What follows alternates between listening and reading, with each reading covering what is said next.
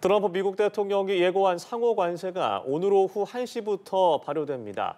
트럼프 대통령의 관세 폭탄에 전 세계가 대응책 마련에 고심하고 있는데요. 이런 가운데 한덕수 대통령 권한대행이 트럼프 미국 대통령과 첫 통화를 진행했습니다. 미국의 상호 관세 부과에 해법을 찾을 수 있을지 민정훈 국립외교원 교수와 짚어보겠습니다. 안녕하십니까? 네, 어서 오십시오. 네, 트럼프가 쏘아 올린 이 관세 폭탄. 오늘 오후 1시 우리나라는 25% 관세가 적용이 되는 건가요? 그렇습니다. 어쨌든 미국 입장에서는 상호 관세를 국가별로 다르게 지정을 했지 않습니까? 예. 주요 무역 수지 적자국을 대상으로 발효를 했고요. 이 부분에 대해서 언제까지 유지할 까 좀 지켜봐야 되겠습니다만 네. 한동안 상호 관세를 유지하면서 이제 양지 합성이 들어갈 거라고 생각하고 있고요. 그리고 시간을 이제 양지 합성하려면 시간이 좀 걸리지 않겠습니까? 그 기간 동안에 걷어들인 관세 수입을 가지고서 정부의 재정 적자를 줄이는데 이렇게 사용하지 않을까 이렇게 예상을 하고 있습니다. 예, 이런 가운데 어젯밤 한덕수 대통령 권한대행이 트럼프와 28분간 첫 통화를 가졌습니다. 한미 동맹 강화, 경제 협력, 북핵 문제 등을 협의했다라고 했고 트럼프 대통령은 통화 이후에 원스톱 쇼핑을 선호한다라고 했는데 이게 어떻게 좀 나아질 방향이 될 수 있을까요?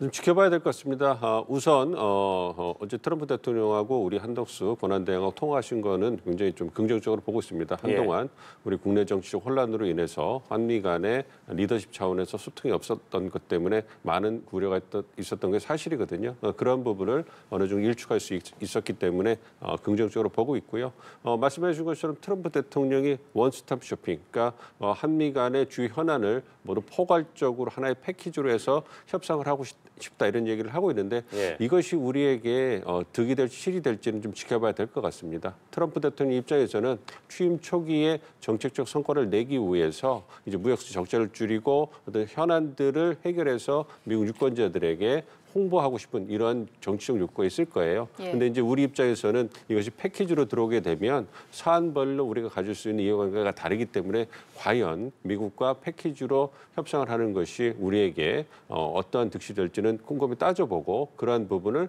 향후 협상 과정에서 치밀하게 우리 이익을 지키는 노력이 필요하지 않을까 좀 생각을 하고 있습니다. 예. 어제 통화에서 트럼프 대통령이 방위비 증액 관련 논의를 언급하기도 했는데 이건 어떤 전략이라고 보십니까?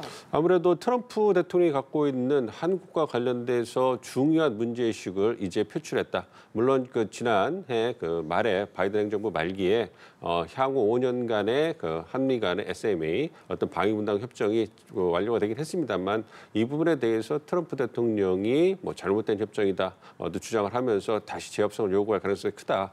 이게 전문가들이 좀 많이 봤었거든요. 이제 그러한 부분이 현실적으로 오고 있는 거고 관세를 사용함에 있어서 무역수 적자를 줄이는 것뿐만 아니라 무역 상대국에 대해서 트럼프 행정부가 갖고 있는 여러 현안, 우리 같은 경우에는 방위 분담금이라든지 아무래도 이제 여러 여타의 경제적인 이해관계 부분에 있어서 관세를 무기로 사용하는 거기 때문에 말씀드린 것처럼 아무래도 우리 입장에서는 무역수지 적자를 줄이는 부분, 그래서 관세율을 조정하는 부분에만 집중을 하는 것이 경제 이해관계를 담보하는 훨씬 더 유리할 수 있거든요. 만약에 방위분담금 문제가 들어온다면 아무래도 두 개 모두에서 우리의 이익을 전적으로 담보하기는 쉽지 않기 때문에 아무래도 어느 정도의 절충이 필요하기 때문에 이런 부분에서 방위분담금 문제에서 우리가 예상보다 보다 더 많은 것을 줘야 되는 것이 아니냐 이런 우려도 있기 때문에 그런 부분에서 트럼프 대통령이 이 방위분담금 문제에 대해서 관세에 더불어서 얼마만큼의 어떤 의욕을 갖고 있는지 그걸 파악하는 게 중요하다 이렇게 생각하고 있습니다.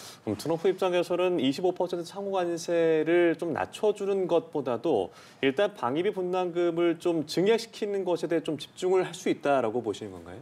가능성이 있죠. 그런데 이제 관세율을 낮추는 것은 우리가 원하는 것이고요. 미국의 입장에서는 관세를 낮춘다고 해서 트럼프 행정부가 원하는 즉 관세를 이용해서 이제 무역 수지 적자를 줄이는 부분이 있어가지고 트럼프 행정부가 원하는 관세를 낮추는 거 가지고는 아무래도 무역수지 적자를 줄이는 거나 재정 적자를 줄이는데 크게 도움이 되는 건 아니에요. 그러니까 가장 중요한 건 무역수지 적자를 줄이는 어떤 대안이 뭐가 있을 것이냐 이거를 대상국들이 가져와서 대안을 갖고 와서 이 부분에 대해서 협력을 통해서 가시적으로 뭔가 경제적인 효과가 나는 거를 바라고 있는 거고요. 이와 더불어서 이제 그 방위 분담 협정에서도 정치적으로 국내 정치를 홍보할 수 있는 네. 그러한 성과가 필요하기 때문에 아무래도 현재 우리가 향후 1조 5천억 정도를 부담을 할 예정으로 돼 있는데 네. 이 부분에서 어느 정도까지 어떤 그 증액을 요구할 것인지 이게 숫자가 중요하거든요. 그분한테는. 그렇기 때문에 관세를 사용해서 또 그 관세율을 줄이는데 무역수 적자를 이만큼 줄이기로 한국이 합의했다.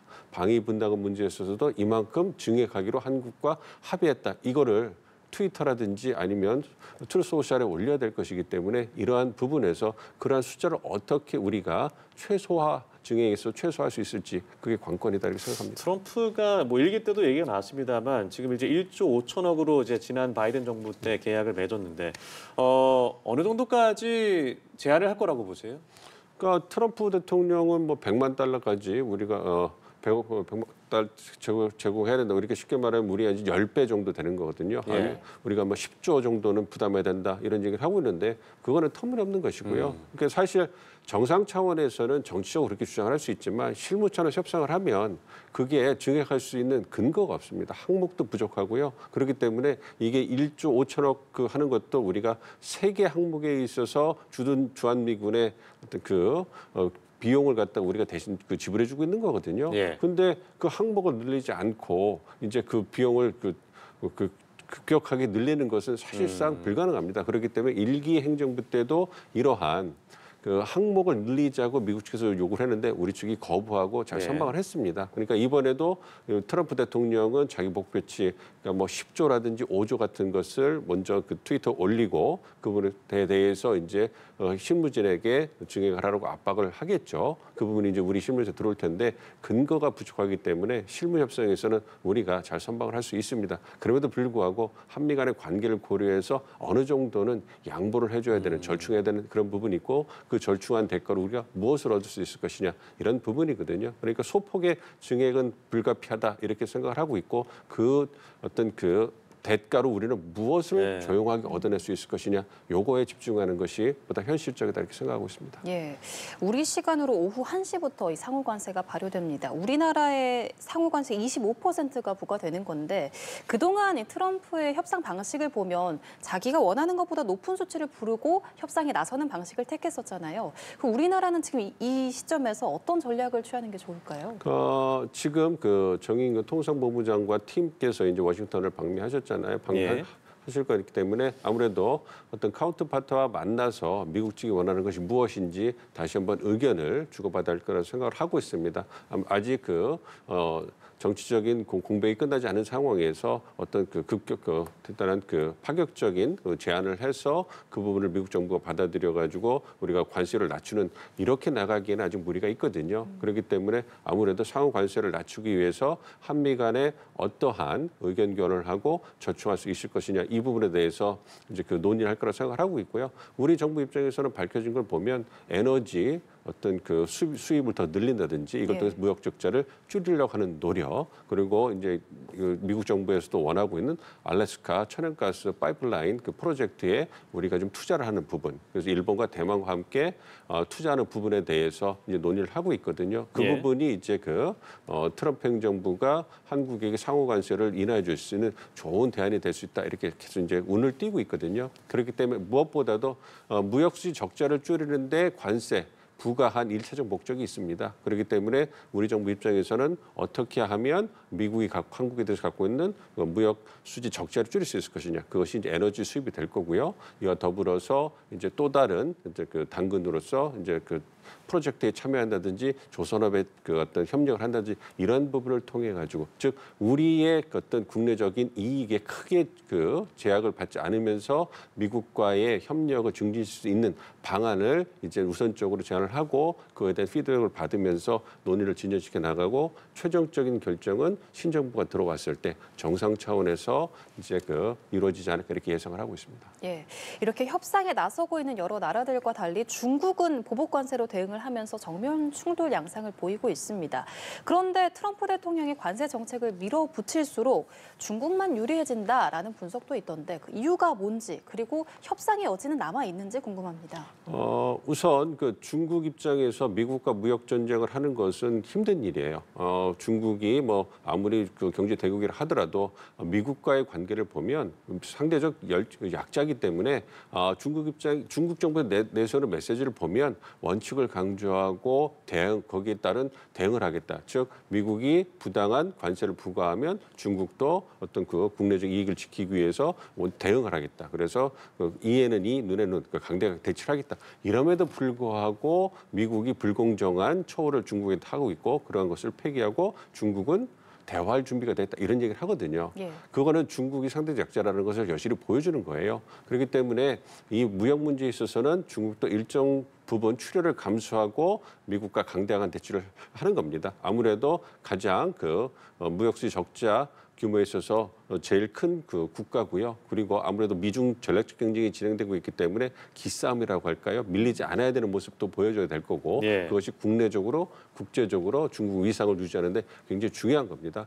반면에 미국이 어떤 기존의 무역 시스템을 무너뜨리고 미국의 이익을 노골적으로 중시하면서 동맹이나 파트너 국가들과의 관계도 이제 좀 분열을 일으키는 이런 모습을 보여주고 있기 때문에 바이든 행정부에서 중국은 힘들었어요. 특히 국제 무대에서 어떤 그 동맹과 파트너를 결집시켜서 중국을 견제하고 고립시켰기 때문에 굉장히 어려운 측면이 있었습니다. 그런데 아무래도 트럼프 대통령이 들어와서 국익을 내세우면서 동맹과 파트너들과 균열이 생기니까 아무래도 중국 입장에서는 그러한 틈을 치고 들어가가지고 어떤 다른 주요 국가들과의 관계 그리고 이제 다자주의 국제기구에서 중국 이익을 증대시킬 수 있는 토대를 만들 수 있다. 이래서 중국이 웃고 있다고 하는데요. 경제적 측면에서는 여전히 힘든 건 사실이지만 그 와중에서 중국은 선방을 하면서 국제 무대에 영향을 키우려는 그러한 모습을 보이고 있기 때문에 그러한 어떤 분석이 나오는 것이 아닌가 생각하고 있습니다. 예, 이 미국과 중국은 우리나라가 수출을 가장 많이 하는 두 국가 중에 하나잖아요.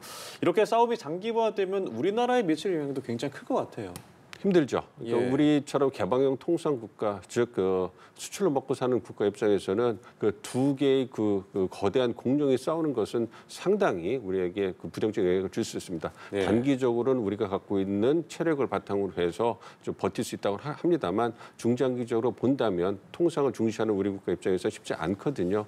그렇기 때문에 어떤 미중 간의 어떤 무역 전쟁이 빨리 해소되기를 우리 군은 바라고 있고요. 이와 더불어서 미중의 어떤 치우친 어떤 수출 시장을 좀 다변화하는 노력도 지속적으로 이제 해야 될 거라고 생각하고 있습니다. 물론 단기적으로 그러한 대안을 찾기 쉽지 않습니다만 미중 전략적 경쟁이 지속적으로 진행되고 있기 때문에 우리 정부 입장에서도 수출 다변 노력을 꾸준히 하고 있거든요. 그렇기 때문에 동남아라든지 EU 시장을 보다 더 공략하면서 다변화해서 미중 경쟁이 갖고 오는 충격을 좀 분산시키는 그런 노력을 하고 있기 때문에 좀 시간이 지나면 나아지겠습니다만 단기적으로 본다면 미중 간의 무역 전쟁이 심화된다면 우리에게 상당한 충격이 올 것은 불가피해 보입니다. 예. 그런데 지금 미국 내에서도 증시가 급격히 출렁이고 있고 또 이 트럼프 관세 정책에 반대하는 목소리도 점점 커지고 있거든요. 그러다 보니까 이 강경 정책을 오래 끌고 가기는 어렵지 않겠냐라는 분석이 나오는데 언제까지 강경 정책이 유지될 거라고 보시는지요? 저는 개인적으로 지금 부과한 보편 관세와 상호 관세가 관세를 무기로 한 그러한 강공 드라이브에는 거의 맥시멈이 아닌가 최대치가 아닌가 좀 생각을 하고 있어요. 예. 10%의 보편 관세 어떤 국가별로 상호 관세를 차별적으로 하면서 새로운 틀을 만드는 거다. 그래서 트럼프 얘기하는 뉴 노멀을 만드는 거고요.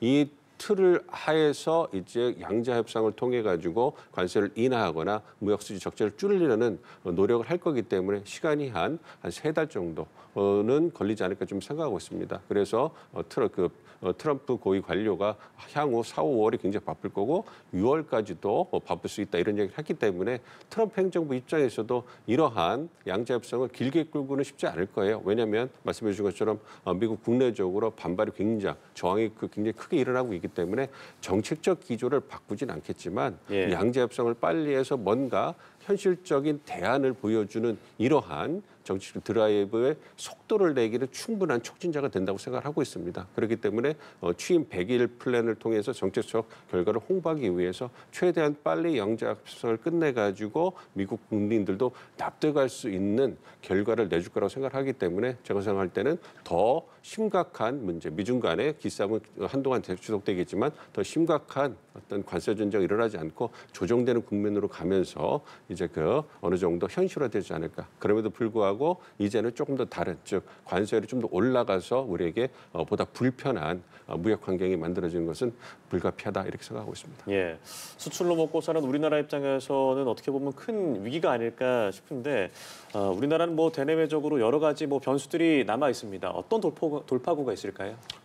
무엇보다도 그 통상 무대에 살아남기 위해서는 언제나 열심히 노력을 해야 됩니다만 현재로서는 미국이 문제의 중심에 있지 않겠습니까? 그래서 미국과의 관계를 관리하는 것이 단기적으로 급선무다 좀 생각을 하고 있습니다. 그렇기 때문에 어제 우리 권한대행께서 말씀하신 것처럼 윈윈할 수 있는 그런 그 판을 만드는 게 중요하다. 즉 바이든 행정부 때는 가치 외교를 중시했지만 트럼프 때는 실리 외교를 중시하고 있기 때문에 우리가 미국에게 굉장히 유용한 전략적 파트너고 경제 파트너라는 것. 그래서 어떤 미국의 무역 적자도 줄여두고 일자리도 창출하고 미국 경제지기에 부응할 수 있는, 이거 부합할 수 있는 그런 중요한 파트너고 이걸 통해 가지고 한국과의 관계를 트럼프 행정부도 계속 관리해 주는 게 필요하다. 이런 인식을 심어주는 것이 필요한 거거든요. 그렇기 때문에 우리가 갖고 있는 전략 자산, 즉 카드를 지속적으로 발굴해서 조선업, 방산, 에너지 협력뿐만 아니라 지속적으로 우리가 내세울 수 있는 카드를 이제 발굴하면서 미국과의 관계를 이제 증진시켜 나가려는 그런 노력이 필요하지 않나 이렇게 생각을 하고 있습니다.